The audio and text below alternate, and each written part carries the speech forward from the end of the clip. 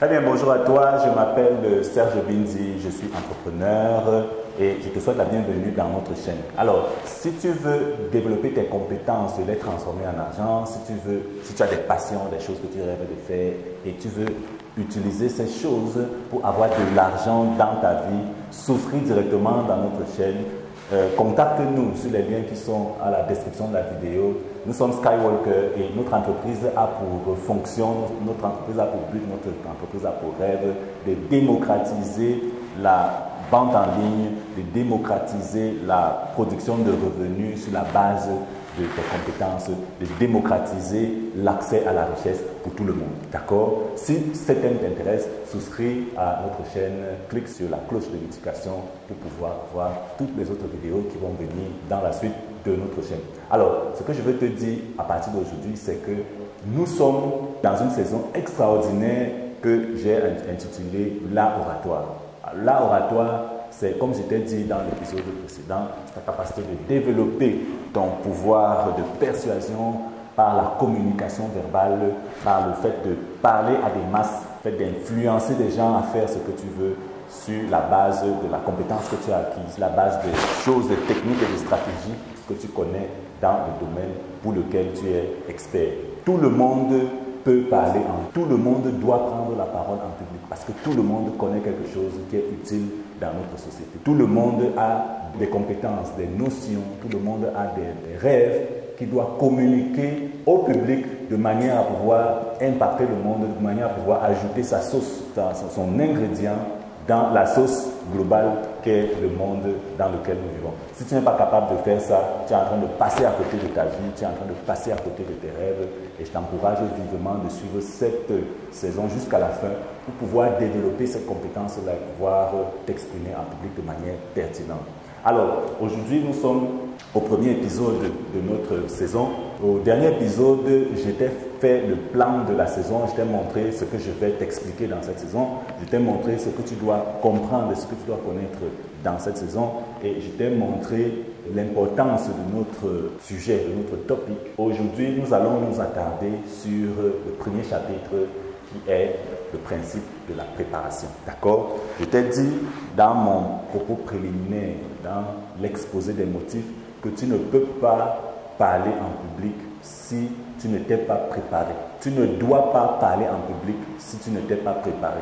Pour une raison simple, c'est que la préparation te donne des guidelines, ça te donne la structure de ton message. Tu n'es pas obligé de connaître tous les mots que tu vas dire. Certains même écrivent leurs discours sur du papier et ce qu'ils font, c'est qu'ils les lisent simplement devant une audience. Je ne trouve pas cette approche assez pertinente, je trouve qu'elle est monotone. Mais tu dois comprendre le cheminement de la pensée, le cheminement de la structure logique de ton discours pour pouvoir le prononcer de manière pertinente en public afin de pouvoir les influencer et de les faire faire ce que tu veux qu'ils fassent. Donc, ici, je vais donc te montrer les modalités de cette préparation. Je vais te dire comment tu te prépares et je vais t'expliquer pas à pas, étape à étape, comment tu prépares une prise de parole en public. Pour le cas extrait de cette préparation, nous allons prendre un cas particulier, un exemple. Alors, moi, j'ai choisi l'exemple d'un séminaire business. Je t'explique directement pourquoi. C'est parce que notre chaîne, notre entreprise est une entreprise business. Elle est positionnée dans le marché de l'argent, comme je l'explique toujours. Nous encourageons les gens à transformer leurs compétences en argent et à pouvoir se faire des revenus à base de ces compétences-là. Nous encourageons les entreprises à pouvoir vendre leurs produits et leurs services, à pouvoir faire du marketing, à pouvoir développer leur boîte, à pouvoir croître. Donc, notre chaîne est liée à cette thématique-là et c'est pour ça que je choisis les thématiques business. Donc, tu peux choisir toute une autre thématique, tu peux prendre des thématiques dans la carrière, tu peux prendre des thématiques dans l'école, tu peux prendre des thématiques, les présentations, les soutenances publiques de thèse, ça peut faire partie de tes intérêts à toi et tu peux appliquer les mêmes principes, tu vas appliquer les mêmes stratégies qui vont te permettre de réaliser des prises de parole publiques exceptionnelles dans ces domaines-là. Donc, le principe de la préparation veut que tu te prépares, comme son nom l'indique. Et je l'ai dit, quelque impromptu que fût ta prise de parole en public, tu dois te préparer à l'avance. Tu dois te préparer, c'est-à-dire que tu dois organiser une structure logique de ta prise de parole. Et je m'en vais donc te montrer de quoi il s'agit. Alors, il y a deux types de préparation, d'accord? Tu l'as remarqué dans ma présentation ici. Il y a ce qu'on appelle la préparation de fond et il y a ce que j'appelais la préparation de la forme. Alors, la préparation de fond a pour objectif de savoir ce que tu vas dire. Dans le message, ce que tu vas dire. Donc, qu'est-ce que tu vas nous dire? Tu vas nous dire quoi quand tu vas te lever là? Tu vas nous dire. C'est un élément très important parce que on ne parle pas pour parler. Ça peut être rébarbatif, mais je vais insister là-dessus. On ne se lève pas pour parler, On se lève pour parler, pour dire des choses pertinentes, des choses qui ont pour but d'influencer les autres, de les divertir et de les informer. D'accord? De les informer de quelque chose. Donc, tu dois être capable de savoir ce que tu vas dire. Quel est le but de ton discours? Dans cette thématique-là, il y a donc ce qu'on appelle les 3 types de prise de parole en public que je viens de citer.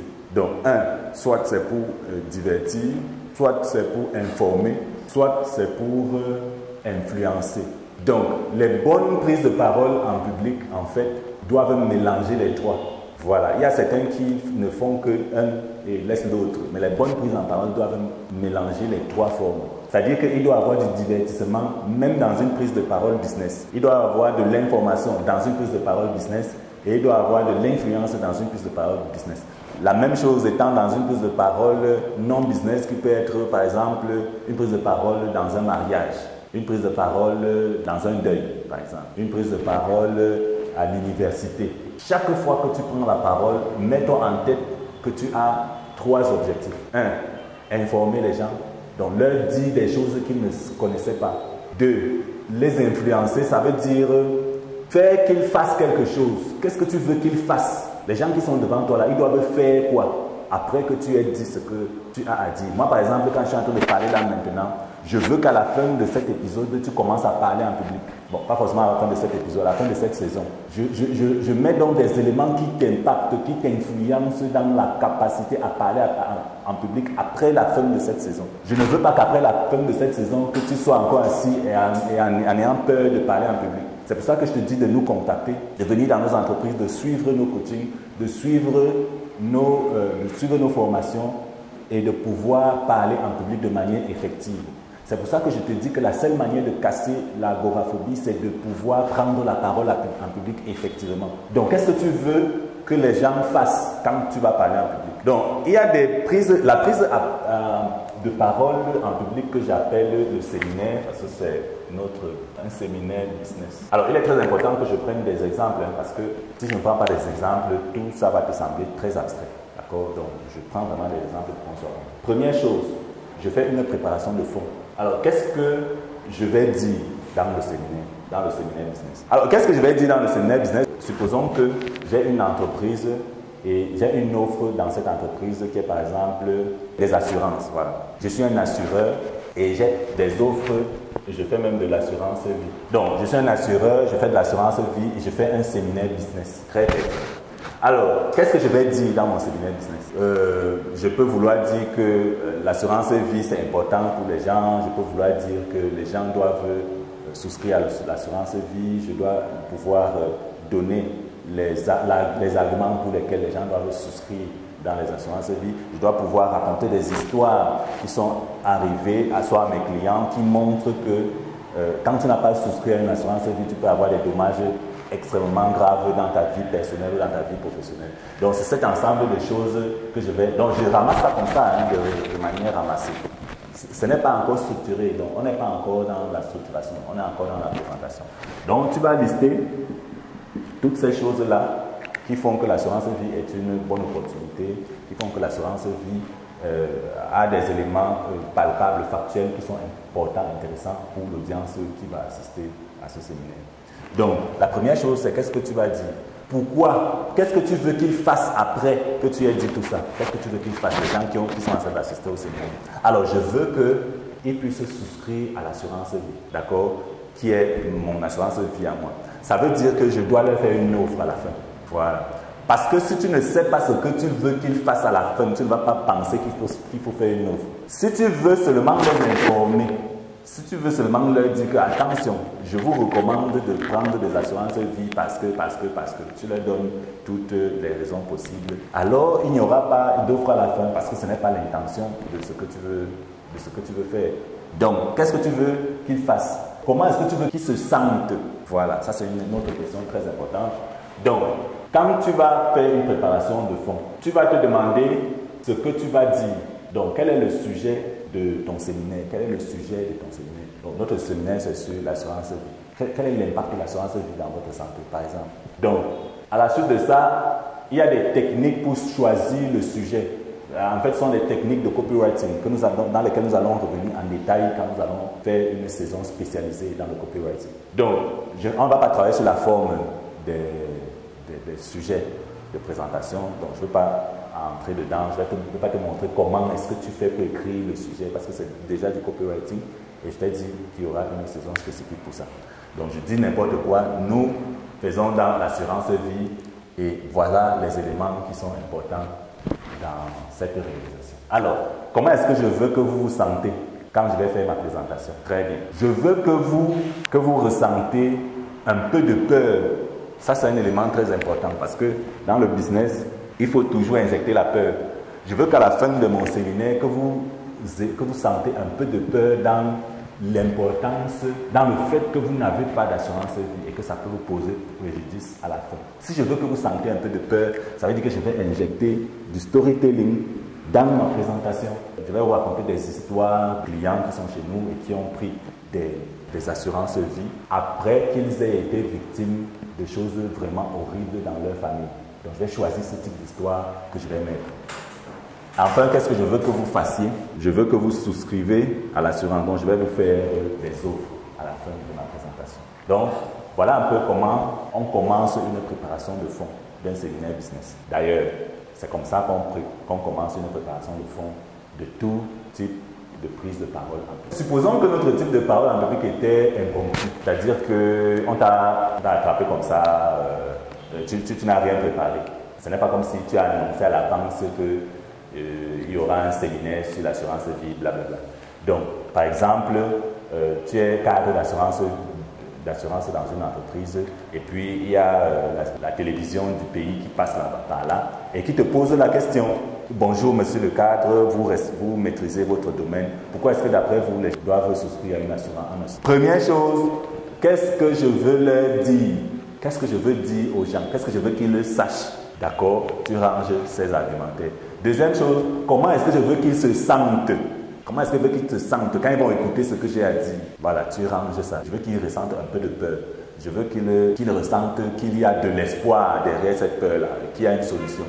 Je veux bref, tu conçois des choses que tu veux qu'ils ressentent quand tu vas prendre la parole en public. Troisième chose, qu'est-ce que je veux qu'ils fassent quand ils vont suivre mon discours à la télé? Je veux qu'ils viennent souscrire à une assurance vie chez nous. Ou alors, je veux qu'ils prennent une assurance vie, peu importe l'entreprise dans laquelle ils vont prendre. Très bien. Tu vois que quand tu as cette structure-là, tu sais exactement ce que tu vas dire aux journalistes. Donc, c'est vraiment la formule parfaite de la préparation de la prise de parole en public, peu importe le type de prise de parole en public dont il s'agit. Donc, revenons à notre exemple. Nous allons structurer notre présentation business dans toute sa cohérence. Donc, première chose, comment choisir son sujet de présentation? Donc, le choix est lié aux éléments d'expertise. Donc, tu t'y connais, d'accord? Tu t'y connais dans le domaine et tu te dis, ok, il faut qu'on en parle. Deuxième chose, la pertinence publique. Voilà, ça veut dire quoi? Ça veut dire que le sujet doit être pertinent pour les gens qui vont suivre. Tu ne vas pas aller raconter des discours d'astrophysique ou alors des discours d'ingénierie très appliqués à une bande de personnes qui sont venues suivre un discours sur l'assurance vie. Voilà. Sauf si tu fais des parallèles de connaissances qui sont aussi très intéressants. Donc, la pertinence publique. Ensuite, tu as ce que j'appelle... Donc, tu as passé au crible de l'expertise, tu as passé au crible de la pertinence publique. Il y a ce que j'appelle l'actualité. Voilà. Donc, tu prends un sujet qui est brûlant, et qui est actuel, et qui permet de résoudre une problématique actuelle qui est pertinente au public. Donc, une fois que tu as choisi ton sujet, la question se pose, pourquoi parler de ce sujet en particulier? C'est-à-dire que pourquoi parler de ce sujet maintenant? tu dois pouvoir expliquer la pertinence du choix du sujet maintenant. Et ce n'est pas à l'audience que tu expliques ça. Non, nous sommes à la préparation. Ça veut dire que tu dois pouvoir t'expliquer à toi-même pourquoi ce sujet est pertinent maintenant. Chaque fois que tu parles en public, tu dois montrer en quoi c'est pertinent aujourd'hui. Je suis en train de te faire une prise de parole en public là où je suis là et je t'ai expliqué pourquoi c'est important pour toi de parler en public maintenant. D'accord? Mon thème à moi était la oratoire, c'est-à-dire la prise de parole en public. Et je suis en train de t'expliquer pourquoi aujourd'hui c'est important. Je t'ai dit que si tu ne peux pas parler en public aujourd'hui, alors qu'il y a déjà les médias sociaux, tu es en train de passer à côté de ton existence. Je t'ai dit que tu es en train de te plaindre de comment le monde fonctionne, alors que tu as des idées novatrices, alors que tu sais ce qu'il faut faire. Et une fois que tu sais ces choses-là qu'il faut faire, tu ne dois pas fermer ta bouche. Tu dois prendre la parole en public et exprimer ces choses, de manière à changer le monde, à influencer le monde dans le sens que tu veux qu'il prenne. C'est ça que tu dois remettre le concept dans l'actualité présente. Donc tu dois montrer pourquoi le sujet est pertinent maintenant. Pourquoi est-ce que la personne doit parler de ça maintenant? Donc, tu dois comprendre qu'il est nécessaire de mettre le sujet dans une perspective actuelle. Les sujets, il y en a. Il y en a des sujets, il y en a des centaines de milliers. Mais le problème pour toi, c'est de prendre ce sujet, de le contextualiser. Pourquoi parler de ça maintenant? Alors, je t'ai expliqué par exemple que l'art oratoire a été enseigné pendant des millénaires dans toutes les civilisations humaines. La question qui se pose, c'est mais pourquoi est-ce que je viens encore parler de ça maintenant? Pourquoi est-ce que je viens t'enseigner ça maintenant? Et c'est une question très pertinente. La réponse, je l'ai donnée dans l'épisode préliminaire. Va regarder l'épisode et tu sauras pourquoi est-ce que tu dois parler de l'art oratoire maintenant. Pourquoi est-ce que tu dois apprendre à t'exprimer en public maintenant. Donc, il faut remettre le sujet dans la préparation de fond. Tu dois remettre le sujet dans son actualité, dans sa spécificité actuelle. Alors, je suis en train de répéter que quelque impromptu que la prise de parole en public soit, tu dois avoir ce schéma dans ton esprit pour que ton discours soit pertinent. C'est-à-dire que si on te ramasse n'importe où pour parler d'un sujet, tu dois être capable de le remettre dans le contexte actuel. Tu dois être capable d'expliquer aux gens pourquoi ils doivent s'intéresser à ce sujet-là maintenant. C'est très important. Ça montre que tu arrives à contextualiser le sujet et tu arrives à lui donner une perspective actuelle qui est liée à l'actualité et qui peut être utile, pratique pour les gens aujourd'hui. Voilà. Donc, pourquoi parler de ce sujet en particulier? Tu vas expliquer dans ta préparation. Troisième élément fondamental de la préparation de fond, c'est l'audience. Très important. Donc, ici, la question se pose, à qui je vais parler? Donc, il y a des méthodes, des mécanismes, des stratégies qui te permettent d'analyser l'audience. Dans la suite de notre saison, je vais aller en profondeur dans ces méthodes d'analyse de l'audience. Parce qu'en fait, un sujet comme par exemple l'assurance vie, donc, qui est donc notre exemple, un sujet comme l'assurance vie, tu vas me dire que oui, ça intéresse tout le monde. La réponse, ce type de raisonnement n'est pas vrai. Ce type de raisonnement est vraiment faux, toujours faux. Rien n'intéresse tout le monde. Rien n'intéresse tout le monde, surtout dans l'aspect business. Je vais parler de la pertinence de la prise de parole en public aujourd'hui, mais il y a des gens qui vont me dire, bon, ça c'est des histoires, moi j'en ai rien à foutre, ou alors moi je connais déjà, ce n'est pas intéressant pour moi. Donc rien n'intéresse tout le monde. C'est pour ça que tu dois connaître les gens à qui tu parles. Tu dois constituer ton discours de manière à ce qu'il leur parle de manière spécifique. Supposons que tu fais donc notre conférence business, c'est-à-dire notre prise de parole en public, notre séminaire sur l'importance de l'assurance vie. La question qui se pose, c'est tu fais ça à qui? Nous allons prendre quelques cas pratiques. Supposons que tu fais ça à des femmes au foyer dans un contexte d'association. Ce que tu vas dire dans ce cas-là est extrêmement différent de ce que tu vas dire si c'était une audience mixte dans un hôtel. Voilà, extrêmement différent. Donc, tu es un spécialiste de l'assurance vie. Une association de femmes au foyer du quartier t'appelle pour aller faire un séminaire business sur l'assurance vie dans cette association-là. Ce que tu vas dire doit être extrêmement différent, peut-être même opposé à ce que tu vas dire si c'est une audience mixte, homme-femme, professionnel dans un hôtel. Tu comprends pourquoi il est important de savoir à qui tu parles. Parce que dès que tu comprends à qui tu parles, tu sais concevoir les histoires qui vont les impacter le plus. Tu sais concevoir les accroches qui vont leur impacter le plus. Tu sais concevoir les argumentaires qui vont les impacter le plus. Donc, il est nécessaire que tu saches exactement à qui tu parles. Et quelles sont les techniques d'analyse d'audience qui existent? Donc, la meilleure technique qui existe actuellement, c'est la technique de l'inscription, c'est-à-dire la technique du formulaire, donc la technique de l'étude. Alors, si tu fais un séminaire business, les gens se sont enregistrés au séminaire, ça c'est sûr.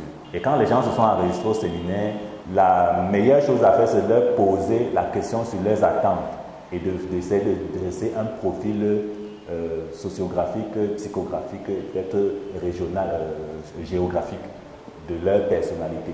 Tu sauras donc à peu près quel type de personnes sont dans la salle, ce qu'ils font dans la vie, est-ce qu'ils sont mariés ou pas, est-ce qu'ils ont des enfants, est-ce que ce sont des femmes en majorité ou est-ce que ce sont les hommes en majorité, quelles sont les langues qu'ils parlent, quelles sont leurs affiliations politiques, idéologiques, religieuses, etc.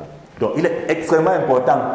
Si tu tiens un discours d'assurance vie à une audience de gens qui sont en majorité religieuse, par exemple, ils vont te dire que mon frère, notre assurance vie, c'est Dieu. Donc les choses que tu viens nous dire là, c'est pas intéressant. Nous, on sait que quand c'est Dieu qui conduit notre vie. Tu ne vas pas me dire de mettre l'argent de côté parce que je vais mourir dans 2 semaines. Ça n'a aucun sens. C'est Dieu qui guide ma vie. Je sais ce que je vais faire demain. Et si ça ne donne pas, Dieu même va se charger de mes enfants et des gens qui vont rester après moi. Oui, et c'est un argument que tu vas trouver dans beaucoup d'assurances. Bon, je ne te parle d'assurance vie parce que j'ai vendu de l'assurance vie dans une vie passée. Donc, il faut que tu saches un peu, même pas un peu, il faut que tu comprennes bien à qui tu parles.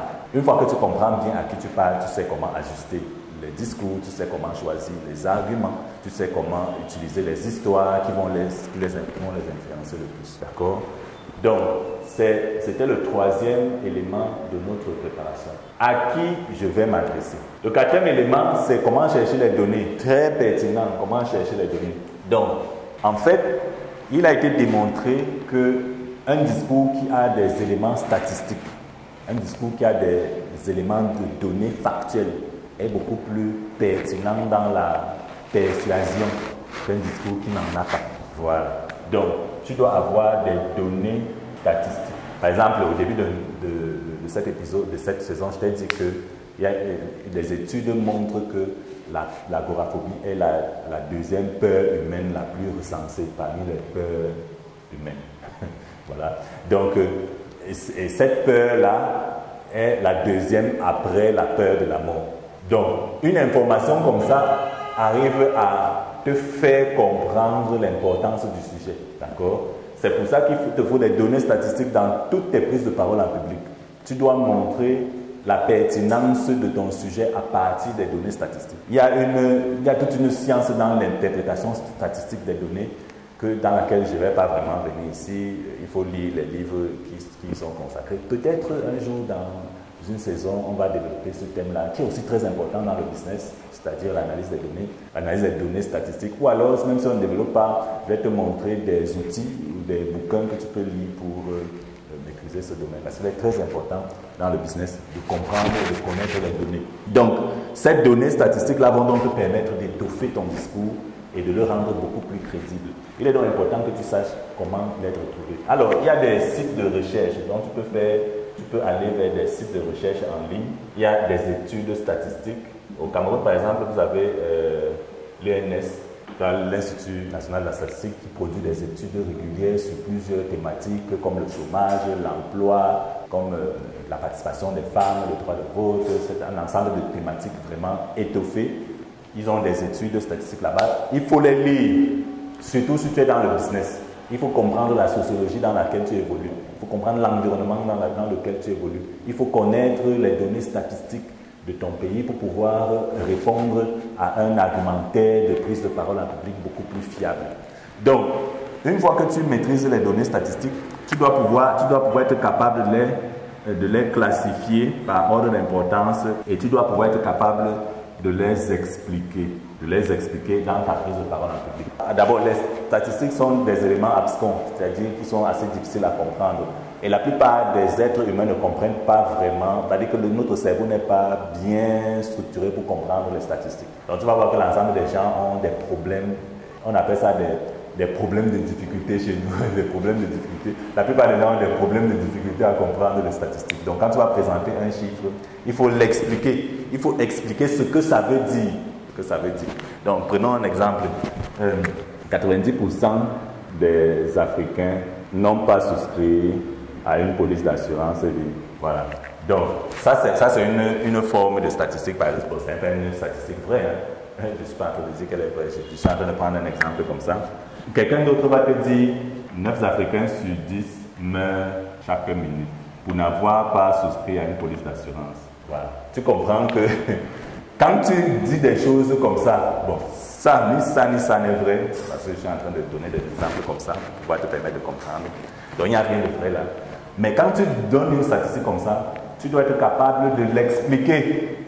C'est-à-dire, tu dois être capable de dire, voici ce que ça veut dire. Ça veut dire que si tu prends parmi 100 personnes, il y a 90. C'est-à-dire que si tu marches au hasard et tu prends 100 personnes dans tous les pays africains en ayant mélangé l'échantillon, c'est-à-dire les 100 personnes ne sont pas forcément dans la même famille, les 100 personnes ne te connaissent pas forcément, les 100 personnes ne sont pas forcément dans le même pays. Ça veut dire que 90 parmi eux n'ont pas une police d'assurance, peu importe leur âge. Voilà. Donc, il faut prendre le temps d'expliquer les données statistiques, ce que ça veut dire. Donc, quand on va te dire que 9 Africains sur 10 meurent chaque minute pour n'avoir pas souscrit à une police d'assurance, bon, d'abord, ce n'est pas vrai, je ne suis pas en train de dire que c'est vrai. Ensuite, il faut savoir ce que ça veut dire et expliquer ça aux gens de manière pertinente. Ça va te permettre de classifier, d'expliquer toutes les données statistiques. Tu vois que nous sommes encore dans la préparation. Donc, ce que tu fais, c'est que tu notes tout ça dans ton carnet, tu notes tout ça dans ton cahier. Et quand le discours est impromptu, tu dois faire sortir les statistiques qui viennent de ta compréhension, de ta connaissance du problème.